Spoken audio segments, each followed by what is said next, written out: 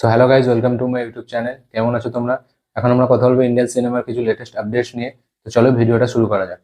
আজকের প্রথম যেটা আপডেট সেটা হলো রাজমৌলি এবং মহেশ বাবুর সিনেমা SSMB 29 নিয়ে। তো এখন একটি রিমার উঠে আসছে যে কৃতি শ্যানন মেবি এই সিনেমার একটি ফিমেল লিড হিসেবে থাকতে পারে, এবং এই সিনেমাটিতে আমরা সকলেই জানি একটি হিরোইন না, এতে অনেকগুলো হিরোইন থাকতে চলেছে। দেখা যাক এবার এই রিমারটি কি সত্যি হয়, কৃতি শ্যানন কি এই সিনেমা ফিমেল লিড হিসেবে থাকে। আজকে পরের আপডেটটা রামচরণকে নিয়ে। তো রামচরণ একটি সিনেমা করতে চলেছেন, যে সিনেমাটি ডিরেক্টর বুচ্চি বাবু সানা ডিরেক্ট করবেন। তো এখন শোনা যাচ্ছে এই সিনেমাটির জন্য ফিমেল লিড হিসেবে জাহ্নবী কাপুর থাকতে চলেছে, এবং এই সিনেমার প্রি প্রোডাকশন অলরেডি চলছে, এবং এই সিনেমাটির টাইটেল এখন কোনো ফিক্সড হয়নি। RC16 নামে এই সিনেমাটি এখন আছে। তো জাহ্নবী কাপুর এই সিনেমাটিতে ফিমেল লিড হিসেবে থাকছে। তো দেখা যাক এই সিনেমাটি কেমন হয়। আজকের পরের আপডেটটা পবন কল্যাণকে নিয়ে। তো পবন কল্যাণ একটি সিনেমা করছেন, যে সিনেমাটির নাম হলো দ্য ওজি, যেটাকে ডিরেক্ট করছে সাহু মুভির ডিরেক্টর সুজিত।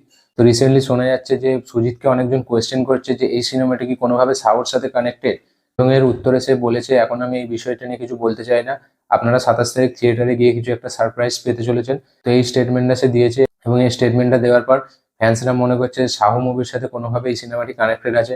তো এখন সবাই ইউনিভার্স বানাচ্ছে। তো দেখা যাক এবার এটা কি সত্যি হয়, না এটা শুধু একটি মুভি হাইপ বানানোর জন্য এটা করা হয়েছে।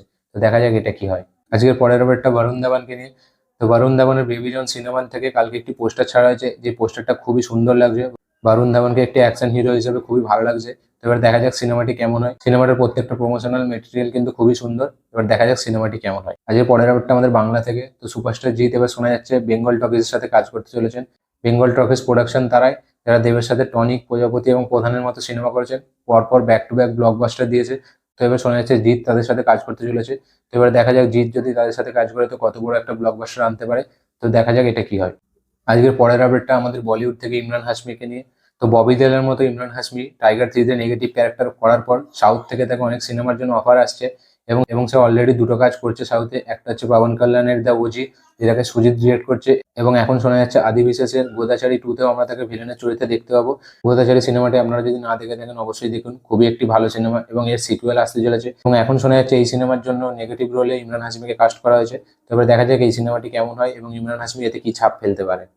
আজকের পরের আপডেটটা মৃণাল ঠাকুর এবং সিদ্ধান্ত চতুর্বেদীকে নিয়ে। তো মম সিনেমার ডিরেক্টর রবি উদয়ের পরবর্তী সিনেমাতে আমরা সিদ্ধান্ত চতুর্বেদী এবং মৃণাল ঠাকুরকে একসাথে দেখতে পাবো। এটি একটি রোমান্টিক ড্রামা সিনেমা হতে চলেছে। তো এবার দেখা যাক সিনেমাটি কেমন হয়। মম সিনেমাটি আমরা সকলেই দেখেছি, যাতে শ্রীদেবী ছিল, এবং সিনেমাটি খুব ভালো হয়েছিল। তো এবার দেখা যাক মম সিনেমার পর তিনি এই সিনেমাটি কেমন বানান, এবং এই সিনেমাতে আমরা সিদ্ধান্ত চতুর্বেদী এবং মৃণাল ঠাকুরকে দুজনকে একসাথে দেখতে চলেছি। তো দেখা যাক সিনেমাটি কেমন হয়। আজকের পরের আপডেটটা ডিভিভি এন্টারটেনমেন্টকে নিয়ে। তো তারা তাদের আপকামিং 4টে মুভির নাম জানিয়েছে। তো এর মধ্যে প্রথম যেটা সেটা হলো পবন কল্যাণের দ্য ওজি, এবং দ্বিতীয় যেটা হলো সেটা হলো ন্যাচেস্টার নানির সানিবদ সারিবারাম, এবং 3 নম্বরটি হলো থালাপতি 69, এবং 4 নম্বরটি হলো যেটি নানি আর সুজিতের সাথে একটি সিনেমার কথা চলছে সেই সিনেমাটি। তো এবার দেখা যায় ডিভিভি এন্টারটেনমেন্ট এই 4টি সিনেমা কেমন বানায়। আজকের পরের আপডেটটা আল্লু অর্জুনকে নিয়ে। তো কালকে আমি আপনাদের বলেছিলাম যে পুষ্পা হয়তো মেবি 3টে পার্টে আসতে পারে। তো এখন শোনা যাচ্ছে এই সিনেমাটি হয়তো সত্যি 3টে পার্টে আসতে পারে, এবং এর জন্য 3টে টাইটেলও রিভিল করা হয়েছে।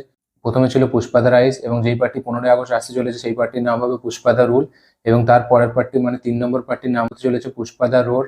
তো দেখা যাক এবার এই আপডেটটা কতটা সত্যি হয়, এবং এটা যদি সত্যি হয় সত্যি অসাধারণ হবে। 3টে পার্ট মানে গল্পটা খুব ছোট হবে না, গল্পটা খুব ভালোই বড় হবে। তো এবার দেখা যাক এটা কি হয়। আজকের পরের আপডেটটা আমাদের বলিউড থেকে বিদ্যুৎ জাম্বালকে নিয়ে। তো বিদ্যুৎ জাম্বাল একটি সিনেমা করছেন, যেই সিনেমাটির নাম হলো ক্র্যাক। এটি একটি অ্যাকশন থ্রিলার সিনেমা। সিনেমাটি BMX সাইক্লিং রেস এবং হ্যান্ড টু হ্যান্ড কম্ব্যাট নিয়ে এই সিনেমাটি হতে চলেছে।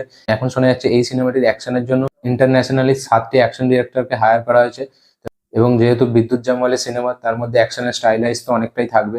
এবার দেখা যাক সিনেমাটি কেমন হয়। শুধু অ্যাকশন দিয়ে সিনেমা চলে না, এবার দেখা যাক এই সিনেমার স্টোরিটা কেমন হয়, কারণ অ্যাকশন উইদাউট ইমোশন বেকার, শুধু অ্যাকশন দিয়ে সিনেমা চলে না। তো এবার দেখা যাক 7টি অ্যাকশন ডিরেক্টরকে যে হায়ার করা হয়েছে সেই জন্য এই সিনেমাটির অ্যাকশনটা কেমন হয় এবং স্টোরিটা কেমন হয়। দেখা যাক বিদ্যুৎ জামালের এই সিনেমাটার জন্য আমি খুব এক্সাইটেড। তো এবার দেখা যাক এই সিনেমাটি কেমন হয়। পরের আবার শাহিদ কাপুরের সিনেমা তেরি বাতোं में ऐसी उलझा जियाর অ্যাডভান্স বুকিং কে কেন্দ্র করে। তো এই সিনেমাটি 12,800 টিকিট সোল্ড করেছে টপ 3 মাল্টিপ্লেক্স ন্যাশনাল চেঞ্জ থেকে, এবং তার মধ্যে রয়েছে PVR আইনক্স এবং সিনেপলিস। তো PVR আইনক্স থেকে এই সিনেমাটি 9,900 টিকিট সোল্ড করেছে, এবং সিনেপলিস থেকে 3,000। তো 12,800 টিকিট সোল্ড হয়েছে এই সিনেমাটির অ্যাডভান্স বুকিংসে। এই সিনেমাটি নিয়ে একটি ভালোই হাইপড আছে। তো এবার দেখা যাক এই সিনেমাটি কেমন হয়। তো এই ছিল আজকে টোটাল আপডেটস। ভিডিওটি ভালো লাগে থাকলে লাইক করবেন, শেয়ার করবেন, কমেন্ট করবেন, এবং যারা যারা আমার চ্যানেল নতুন এসেছেন তারা অবশ্যই চ্যানেলটিকে সাবস্ক্রাইব করুন, বেল আইকনটা প্রেস করতে ভুলবেন না। দেখা হচ্ছে পরের ভিডিওতে, ততক্ষণের জন্য বাই।